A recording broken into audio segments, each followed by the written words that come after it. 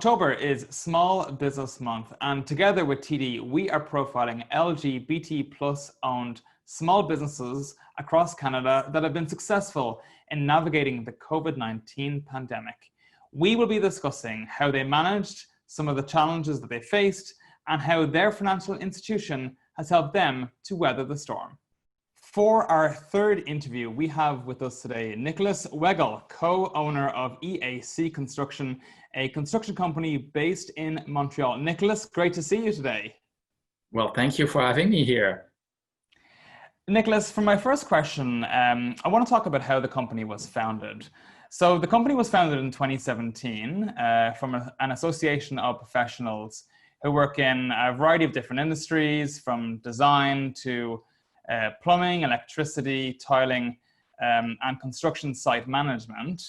I'm wondering if you can tell us a bit more about how and why all of you came together to found EAC Construction. Okay, well then I had my own company before with my partner in business, and we had it for a few years. We had a few success with it. It was working pretty well actually, but at one moment we decided that what makes us different from another construction company, because there's so many in Montreal and all around, there are thousands of it actually. So what makes the client choose us on top of another is that because we have a nice logo or a nice name or a nice Facebook page, or I don't know.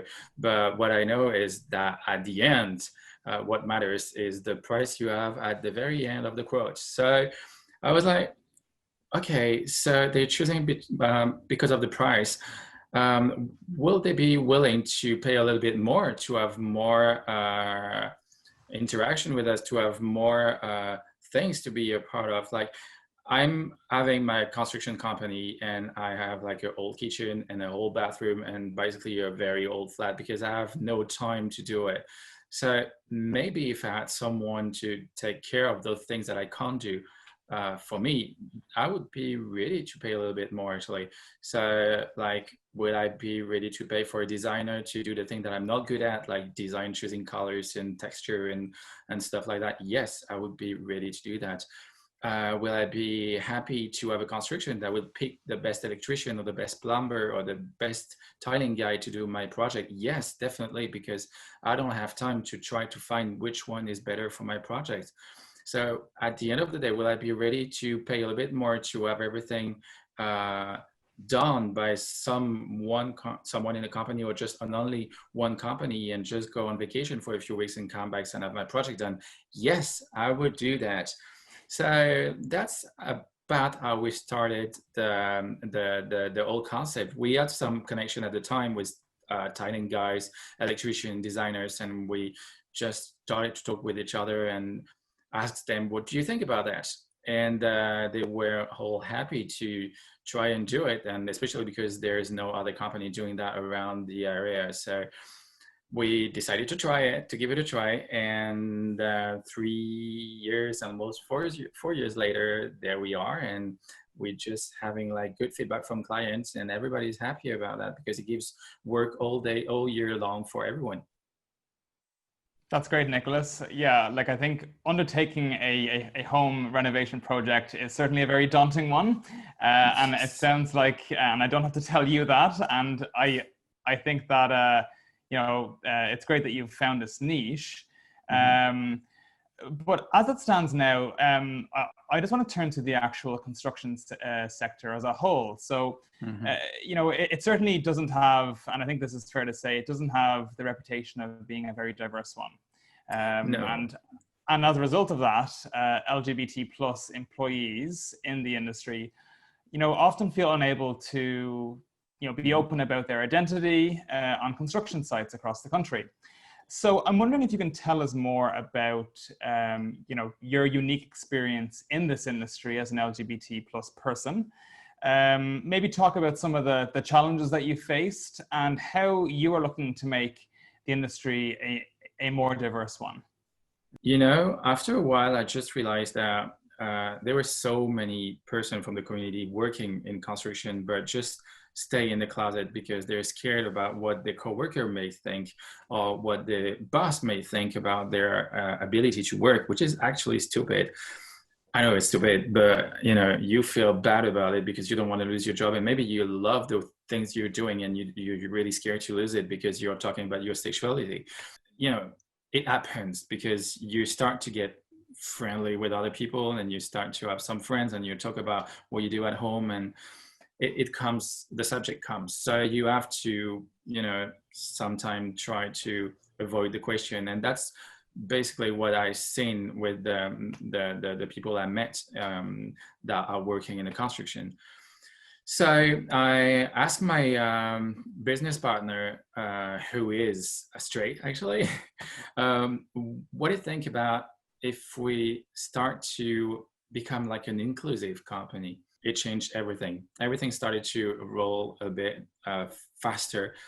People were sending me private messages saying, that's so cool that you're telling everyone that you can have a gay company. I'm working in construction, it's pretty hard.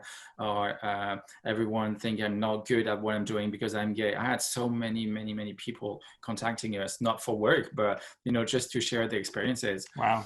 And it was very overwhelming. I wasn't expecting that at all. And I started to do my research, and I finally found that we are actually the only construction company so far in Canada. I didn't find any others that is openly out and inclusive. So we have to change this, and I don't know how, but I'm doing my best with the APC HQ and my communication on Facebook, and with the Chambre de Commerce in Quebec, and hopefully with you guys. Well, thank you very much, Nicholas, for sharing your insights. Very, very interesting indeed. We hear, Nicholas, that the construction industry has, weathered the COVID-19 pandemic a bit better than other sectors of the economy, such as retail and travel. And in fact, we heard last week from one of our contributors on directly on the travel industry and how that has been affected. But nevertheless, the construction industry has been negatively impacted. So my question to you, Nicholas, is how has the pandemic affected your company? And what advice would you have for other business owners who might be tuning in to watch this when it comes to managing COVID-19 and the impacts of COVID-19? Well, I think the reason why it's different in construction is because we were actually the last one to stop our activities, and we were the first one to start again. And at the time when we had to start again our activities, we had no clear information. Actually, we had like many information, but nothing was relevant at the time. So, and on top of that, we were scared to get a ticket from the government because we were not following the rules, but we didn't have any rules. So, we were all scared, and we all had to go back to our business as well. So I think we did, in that case, a lot more that was advisors. Also, it's a little bit easier for us to say that you're gonna have only one employee on the construction site that it is for a restaurant to or a bar to decide what to do. I mean, come on, it's a bar, it's a social place, so it's complicated to say, okay, you're gonna come with your friend, but you're gonna stay from 1 meter from each other, and you have like a plastic thing between you guys. You can't compare those two. I think we were lucky to be able to manage the company this way, even though the whole work got slower, but we managed to get through. No, Nicholas, I think you're definitely right. The response and reaction, really varies by industry. But one thing that doesn't vary by industry is the impact financially that COVID-19 has had across the board. Businesses have been really impacted from a financial perspective. So I'm curious to know, how has your financial institution helped when it comes to managing the impacts of COVID-19 on your business?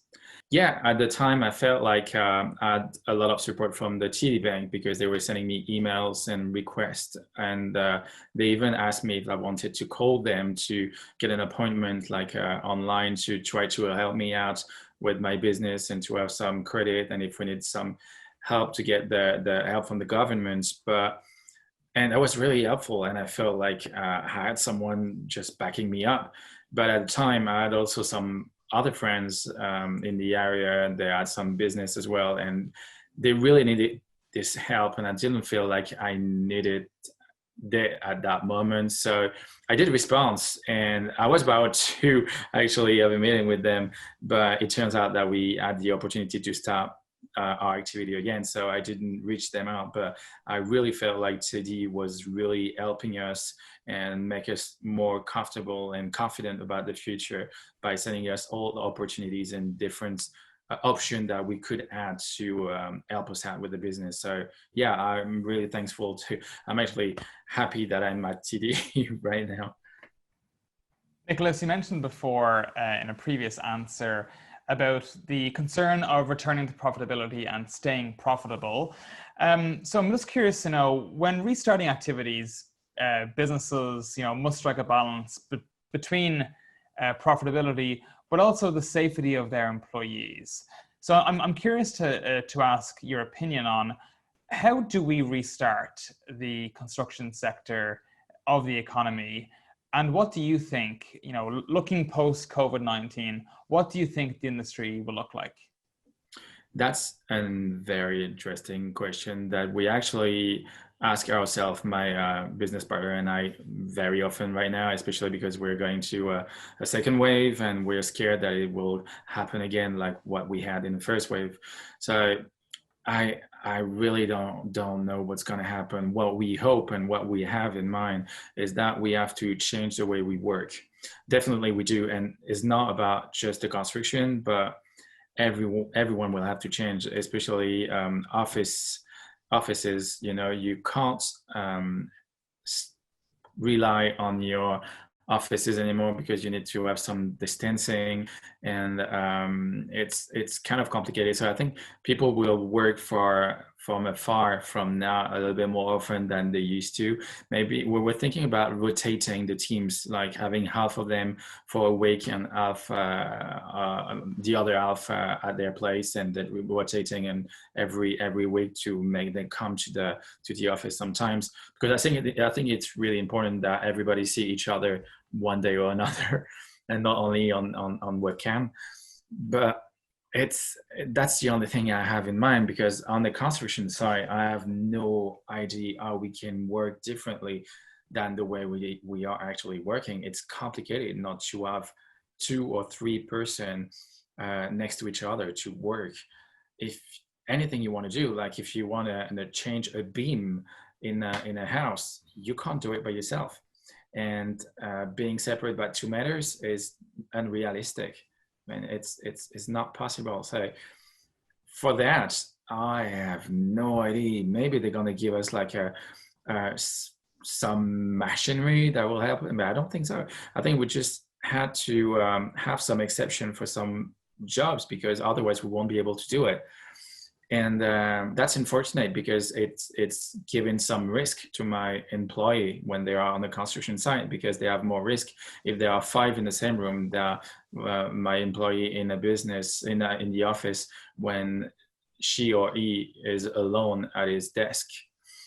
And so I really don't know. I would love to have an answer to that, but I don't have it, unfortunately.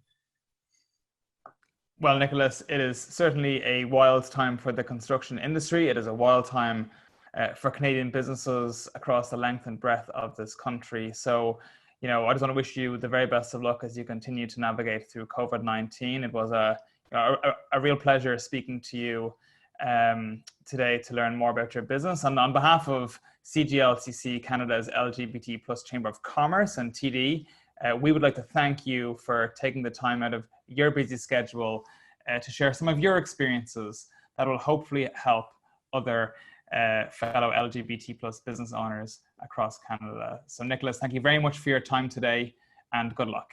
Well, thank you for this, and we'll talk to each other very soon. Now more than ever, Canadian small business owners are counting on their optimism and their resilience to help them to weather the COVID-19 storm. We encourage you to visit cglcc.ca, where we will be sharing more actionable advice from real LGBT+ business owners to help you navigate the new normal.